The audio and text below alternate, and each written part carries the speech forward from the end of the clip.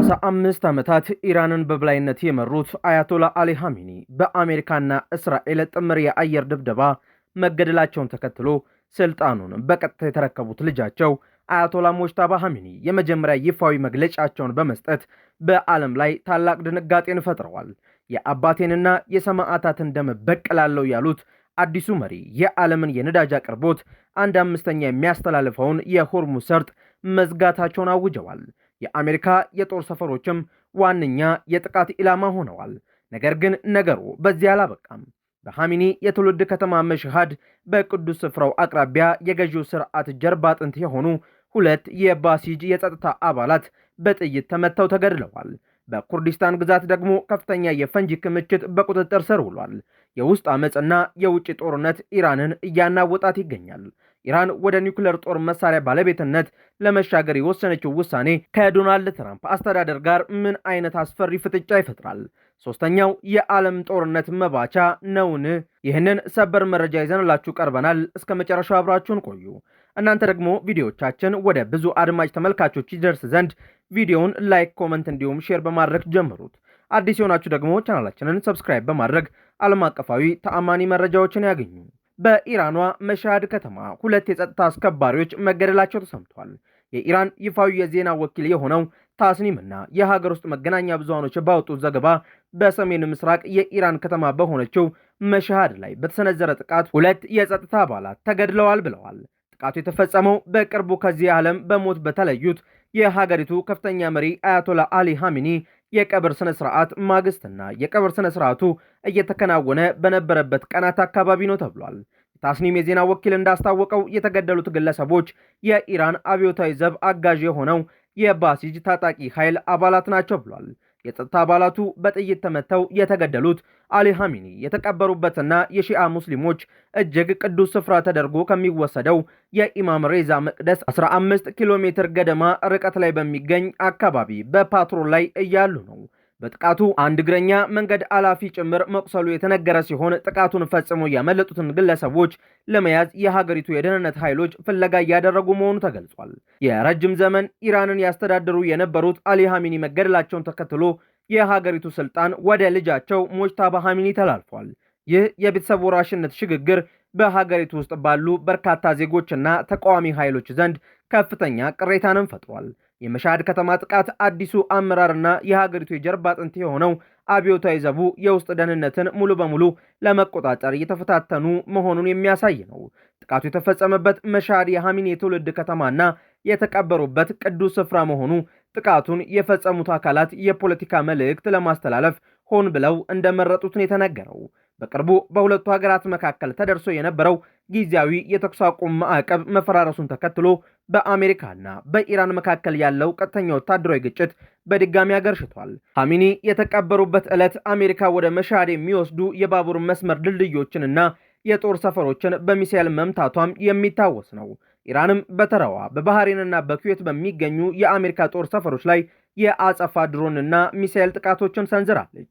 ይህ የውጭ ጦርነት ግፊት የሀገሪቱን የጸጥታ መዋቅር ትኩረት በማጣቱ ምክንያት እንዲፈተሽም አድርጎታል። የባሲጅ ሚሊሻ ኃይሎች በኢራን ውስጥ ለገዢው ስርዓት ታማኝ የሆኑ ማንኛውንም አይነት የውስጥ ህዝባዊ ተቃውሞዎች በኃይል ለመጨፍለቅ የሚሰማሩ የደህንነት አካላት ናቸው። በዚህም ምክንያት በሀገሪቱ ውስጥ ባሉ የተቃዋሚ ኃይሎችና ታጣቂዎች ዘንድ ዋነኛ የጥቃት ኢላማ ተደርገው ይወሰዳሉ። ይህ ጥቃት በተለይ ሰፊ ህዝብ በተሰበሰበበት የኻሜኒ ቀብር ዋዜማ ወቅት መፈጸሙ የደህንነት መዋቅሩ የቱን ያህል ክፍተት እንዳለበትና በሀገሪቱ ውስጥ የተደበቁ የታጠቁ ተቃዋሚ ኃይሎች መኖራቸውን በግልጽ ያሳየም ሆኗል። ይህ በእንዲህ እንዳለ በኢራን ሰሜናዊ ምዕራብ በሚገኘው የኩርዲስታን ግዛት ውስጥ ለፈረሳና ለሽብር ተግባር ሊውል ዝግጅት የተደረገበት ከፍተኛ መጠን ያለው የፈንጂ ክምችት በቁጥጥር ስር መዋሉን የሀገሪቱ የድንበር ጠባቂ ኃይሎች አስታውቀዋል። የኢራን የድንበር ደህንነት መስሪያ ቤት ባወጣው መግለጫ መሰረት ኃይሎቹ ባደረጉት የተቀናጀ ክትትልና የኦፕሬሽን ስራ በሽብርተኝነት ከተፈረጁና ድንበር ተሻጋሪ ድጋፍ ካላቸው ቡድኖች ጀርባ ያሉ አካላት ሊጠቀሙበት የነበረውን ይህንን የፈንጂና የጦር መሳሪያ ክምችት ማክሸፍ ተችሏል ሲል ገልጿል። ይኸው የጥፋት ቡድን በግዛቱ ውስጥ በሚገኙ ህዝባዊ ቦታዎች ላይ መጠነ ሰፊ የቦምብ ፍንዳታዎችንና የደህንነት ስጋቶችን ለመፍጠር አቅዶ እንደነበር የደህንነት ምንጮቹ ጠቁመዋል።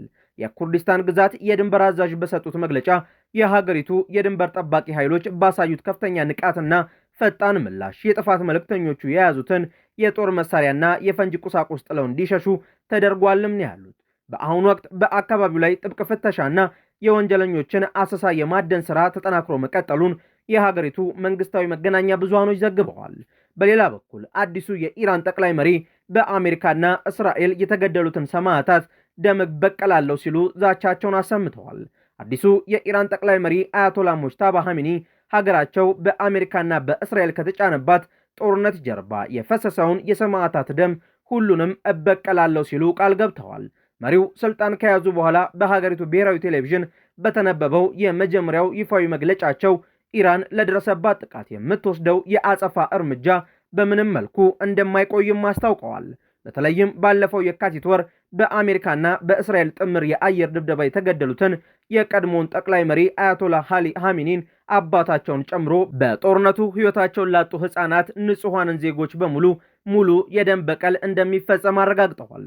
አያቶላ ሙጅተባ ኻሜኒ በመግለጫቸው ላይ ካነሷቸው ዋና ዋና ውሳኔዎችና ማስጠንቀቂያዎች መካከል አንደኛው የሆርሙዝ ሰርጥ መዘጋት ሲሆን የዓለምን የነዳጅ አቅርቦት 1/5 የሚያስተላልፈው ይህ መስመር በጠላት ላይ ጫና ለመፍጠር ሲባል ተዘግቶ እንደሚቆይና ይህ የኢራን ዋነኛ የተጽዕኖ መሳሪያ መሆኑንም ገልጸዋል። ሌላው ውሳኔያቸውን ያስተላለፉት በአሜሪካ የጦር ሰፈሮች ላይ ሲሆን ጥቃት እንደሚሰነዘርም ገልጸዋል። የኢራን ጦር በአጸፋዊ እርምጃው የአሜሪካን የጦር ሰፈሮች ብቻ ኢላማ እንደሚያደርግ በመግለጽ የአካባቢው የአረብ ሀገራት በፈጠነ ሁኔታ በግዛታቸው የሚገኙ የአሜሪካ የጦር ሰፈሮችን እንዲዘጉ ጥሪ አቅርበዋል።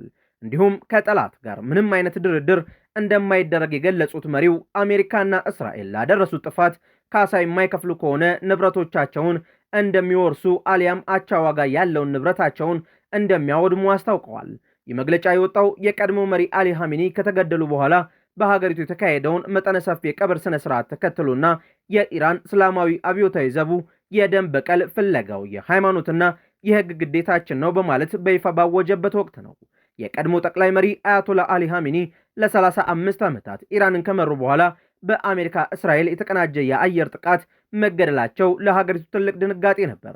ልጃቸው አያቶላ ሙጅተባ ኻሜኒ ስልጣኑን መረከባቸው በሀገሪቱ የውስጥ ፖለቲካ ላይ ጥብቅ ቁጥጥር ለማድረግ የታለመ ነው። አዲሱ መሪ የመጀመሪያ መግለጫቸውን እጅግ ጠንካራና የማያደራድር በማድረግ በሀገሪቱ ውስጥ ባሉ አክራሪ ወገኖችና በጦር ኃይሉ ዘንድ ያላቸውን ተቀባይነት ለማጠናከር እየተጠቀሙበት ነው። የበቀል ፖለቲካው አሁን ላይ ኢራንን በአንድነት ለማቆም እንደ ትልቅ የህዝብ መቀስቀሻ መሳሪያ እየቀረበም ይገኛል።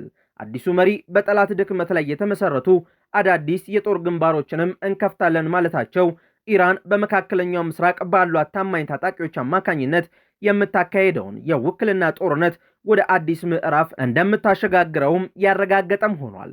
ከዚህ በተጨማሪም በኢራን ፓርላማ ውስጥ ያሉ አንዳንድ ተጽዕኖ ፈጣሪ ፖለቲከኞች የሀገሪቱን የኒውክሌር ፖሊሲ መልሶ ማሻሻልና ወደ ኒውክሌር ጦር መሳሪያ ባለቤትነት መሻገር በቀልን ለማረጋገጥ ብቸኛው መንገድ ነው እያሉ መሟገት ጀምረዋል።